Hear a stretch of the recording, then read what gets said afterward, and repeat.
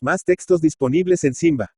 Y trabajillo nos costará, ahora que estamos en invierno, trasladarnos, aunque solo sea con la imaginación, a la ciudad de Burgos, dejando la benigna temperatura de las marismas de Vizcaya, donde fructifican el naranjo y el limonero, porque la temperatura de Burgos es tan fría, que allí, cuando el termómetro de Reaumur baja al grado de congelación, exclaman las gentes. Que, si tenemos una temperatura primaveral, pero ello, no hay remedio, hemos de trasladarnos a la, si hemos de oír al famoso Pico de Oro, que va a predicar en la nunca bastante ponderada Catedral de Burgos. No saben ustedes, ¿quién es Pico de Oro? Pues el muy nombrado es, porque en las iglesias siempre está uno oyendo exclamar a las mujeres, Jesús, que Pico de Oro. No sé si habrá más picos de oro que uno. Pero el de mi narración era un fraile dominico tan célebre en toda Castilla por su elocuencia en el púlpito, que en cuanto se anunciaba que iba a predicar en cualquiera parte, no quedaba pueblo alguno entre las cordilleras carpetana y pirenaico-cantábrica de donde no fuera gente a World. 2.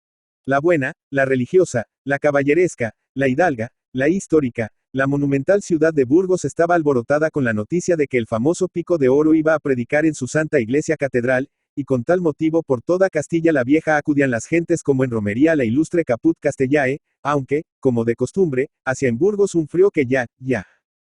¿Para qué quería Burgos capitania general, ni audiencia, ni presidio, ni instituto, ni seminario, ni escuela normal, ni demonios colorados, si el famoso Pico de Oro fijase allí su residencia y echase aunque no fuese más que un sermoncito cada semana? Pero dejémonos de digresiones y vamos al asunto. El asunto era que había llegado el gran día, el día en que el famoso Pico de Oro hiciese resonar su elocuentísima voz en la Catedral de Burgos. 20 catedrales como aquella, y eso que no es floja, no hubieran bastado para dar cabida a la muchedumbre que se agolpaba a las puertas del templo codeándose, estrujándose, apabullándose, despachurrándose por entrar a oír al famoso Pico de Oro. La catedral estaba ya tan llena, que al papamoscas le temblaban las piernas cada vez que salía a machacar en la campana, temiendo que la catedral pegase un estallido. Por fin el señor arzobispo se arrellanó en el sillón pontifical colocado en el presbiterio, y una de satisfacción se escapó de todos los gaznates al ver aparecer en el púlpito al famoso Pico de Oro. 3.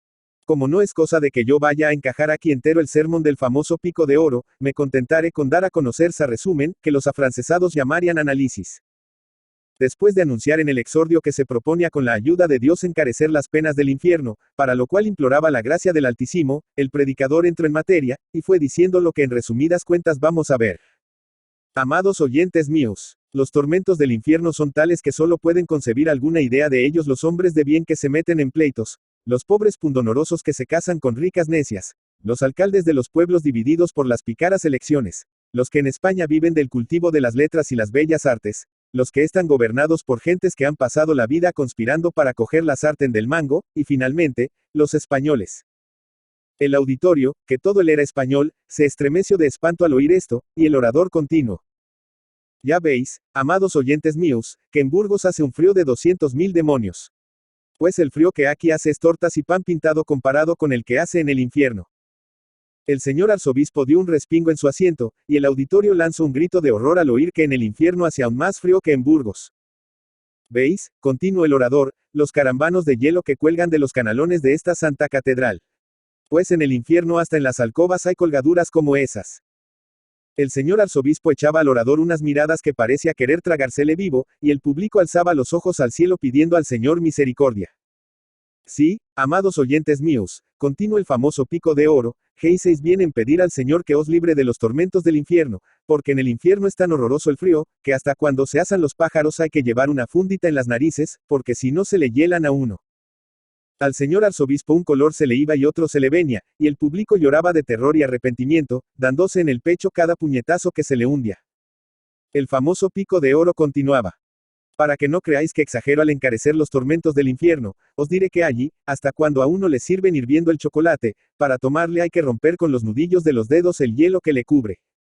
El señor arzobispo echó mano a la mitra para tirársela a la cabeza al predicador, pero conteniéndose y no pudiendo aguantar más en su sillón, se levantó y se fue a la sacristía a tomar un vaso de agua con azucarillo, porque parecía que le iba a dar algo. En cuanto al auditorio, estaba tan arrepentido de sus pecados, que los confesaba a gritos y pedía a Dios que le librase de las penas del infierno. El famoso pico de oro bajo del púlpito altamente satisfecho del saludable efecto de su oratoria, y al dirigirse a la sacristía hubiera reventado de orgullo a no ser tan modesto, porque todo el mundo exclamaba, Jesús, Jesús, qué pico de oro. En la sacristía encontró al señor arzobispo hecho un veneno de santa indignación. Amigo, exclamó su ilustrísima al verle, me ha dado VD, un rato de padre y muy señor mío. ¿Por qué, ilustrísimo señor? Le preguntó Pico de Oro con mucha calma, tomando un polvo con permiso de su ilustrísima. Alabo la pregunta, ¿cómo hay Dios? Exclamó el señor arzobispo indignado. ¿Con qué se pone usted a decir que en el infierno hace frío, cuando precisamente sucede todo lo contrario? Y por eso está incomodado vuestra ilustrísima. No, que estaré bailando de contento. ¿No ha visto vuestra ilustrísima el efecto que mi sermón ha hecho? Y 3 más que lo he visto. Pero por eso mismo me duele y hasta me indigna el que habiéndole dado Dios tan asombrosas facultades oratorias, no saque de ellas el partido que debiera sacar. Cuidado que me ha hecho gracia la ocurrencia de decir que hace frío en el infierno. Entendámonos, ilustrísimo señor, que me propuse yo al dirigir la palabra al público burgales. Lo que VD, anuncio en el exordio de su sermón, inspirar horror al pecado, que Dios castiga con el infierno, encareciendo los tormentos que en el infierno sufre el pecador. Ajá, estamos conformes. Ahora diga en vuestra ilustrísima, ¿qué es lo que sobra en Burgos? Frío. ¿Y qué es lo que en Burgos falta? Calor. Perfectamente. Pues siendo así, dígase a los burgaleses que en el infierno abunda el calor que en Burgos falta, y todos querrán ir al infierno. Pero dígaseles que en el infierno abunda el frío que en Burgos sobra, y no querrá ir al infierno ninguno. Al oír esto el señor arzobispo, alargó la mano al famoso pico de oro, y exclamó sacando a su vez la caja del polvo y tomando uno de los morrocotudos. Dios de Dios, lo que saben estos padres dominicos. Parece que han estudiado con los padres jesuitas. Antonio de Trueba. Antonio de Trueba y de la Quintana Galdames, 24 de diciembre de 1819, Bilbao, 10 de marzo de 1889, fue un escritor español, conocido también como Antonio de los Cantares.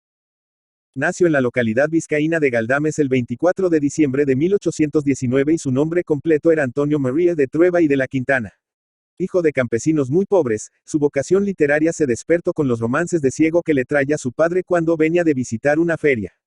Tuvo que abandonar pronto la escuela para trabajar la tierra y el mineral de las minas de las Encartaciones, su lugar natal. Cuando contaba 15 años, 1834, marchó a Madrid para evitar la Primera Guerra Carlista. Allí se empleó en la ferretería de un tío suyo y robó tiempo al sueño instruyéndose de forma autodidacta y leyendo autores románticos españoles.